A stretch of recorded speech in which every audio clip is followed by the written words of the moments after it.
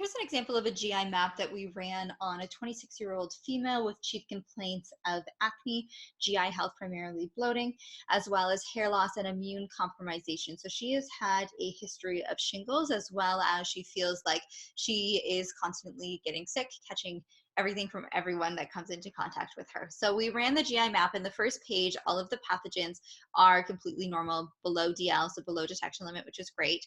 H. pylori as well was normal with no virulence factors.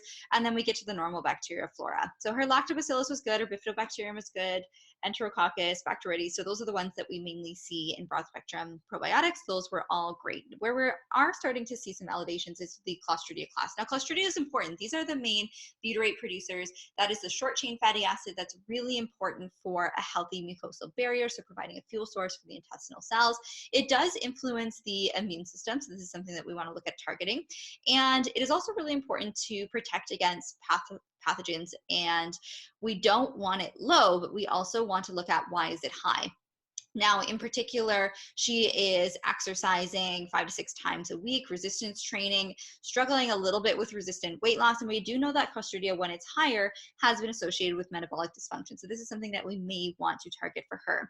Enterobacter species, these ones, if they're high, they're known to be high due to intestinal inflammation, but we have to look at the quantitative result. And that's why I love the GI map. It just doesn't say, yes, it's present, or no, it's not. It really quantifies it. And you can see this is to the power of 7, and the reference range is to the power of 7 as well. So this one, now that I see it's high, we want to confirm that the inflammatory marker calprotectin is not elevated, which it's not. So in this case, this is something that is just slightly over normal. It's not something that I'm concerned with. Bacteroides and Firmicutes, again, to the power of 11, just at the lower reference range, not something that I'm too concerned with. You could consider a broad spectrum probiotic here, but in this case, previous or further down on the GI map, you will see that Secretory Iga is low. So we actually chose to use Saccharomyces boulevardiae, and we're going to use that for a couple months to help boost up the immune system in the gut, the Secretory Iga, before switching on to a multi-spectrum probiotic. Other things you can do from a dietary perspective is have more fermented foods. You can have more prebiotic foods, oat, psyllium, bran, things like that, as well as looking at more resistant starch. A great easy way to get resistant starch is cooked then cooled potatoes. That actually increases the amount of resistant starch, and you can reheat them as well if needed. So just doing more of the lifestyle perspective, more fibers, fruits, vegetables, as well as the psyllium husk brands, I think that we discussed again above. Moving on to the opportunistic bacteria. So these ones, given the opportunity, can overgrow. We see some bacillus that is overgrowing. This could be a result of constipation. In her case, she is having 1 to 3 bowel movements a day, so that I'm not concerned with. It can be elevated as well in those with reduced digestive capacity. And on the last page, looking at elastase, which you know is a marker of digestive function, pancreatic function, that was definitely not optimal. So we're looking at, these are likely overgrowing due to less stomach acid, whether that's from stress, eating in a non-relaxed state, eating too quickly, moving and eating, watching the computer and eating. So we're going to work on the lifestyle perspective and also consider using a digestive enzyme. Specifically, we chose betaine HCl in this case. Staph, again, staph you most likely know being present on the skin or the mucous membranes. It's definitely not above normal. Again, it's to the power of 2, so it actually is creeping up there. This again is, if we're seeing staph in the large intestine, that's because there's insufficient digestion, insufficient stomach acid and enzymes. So that's something that we're looking to supplement. Potential autoimmune triggers. Prevotella came up as well. So this one loves undigested starches and carbohydrates. So her diet is really clean that she has reported. So this is something that's more coming from an insufficiency of digestion and not due to a dietary standpoint.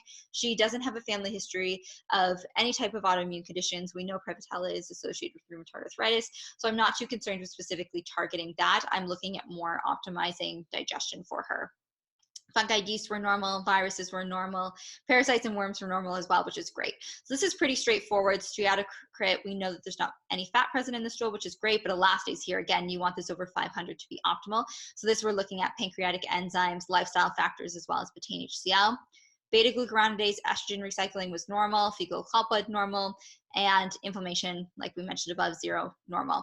Zonulin, leaky gut, below normal, which was great. Now, where things get interesting is the secretory IgA. So this is your immune system in your gut, and we definitely want to work on stress because we know stress lowers the immune system. And this could be this could be influencing the fact that she's getting sick more often, as well as she had the reactivation resulting in shingles at 26. So that's fairly young.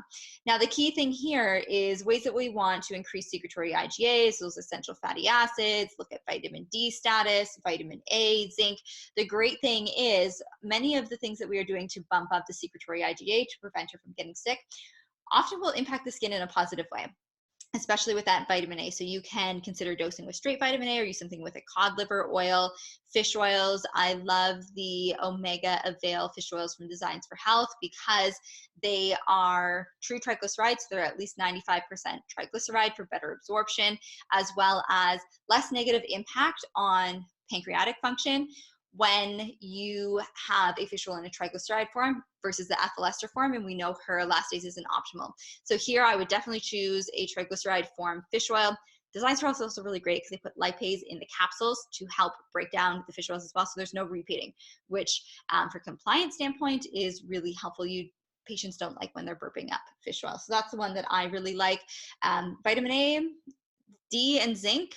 If you're using the hair, skin, and nails from Designs for Health, that would be a really great option as well. And again, Saccharomyces boulevardiae is studied to help improve secretory IgA. So that's what we're going to be doing for her. And we're actually going to follow up in a couple months to see how she is feeling in terms of her immune system and also her skin. So it's really interesting when you can link up patients' gut health and their skin health using a test like the GIMAP. They really like it. I find it really interesting, and hopefully in a couple months when we follow up, both things have improved for her. The other thing you could consider again is the colostrum. Colostrum is really great for impacting secretory IgA, and you could also use immune modulating herbs like reishi mushroom, ashwagandha, anything to help boost the immune system. I know stress is a factor for this patient, so we really want to work on adrenal health as well. So I hope that was helpful for you, giving you an overview on how to use the GI map in terms of skin health and immunity.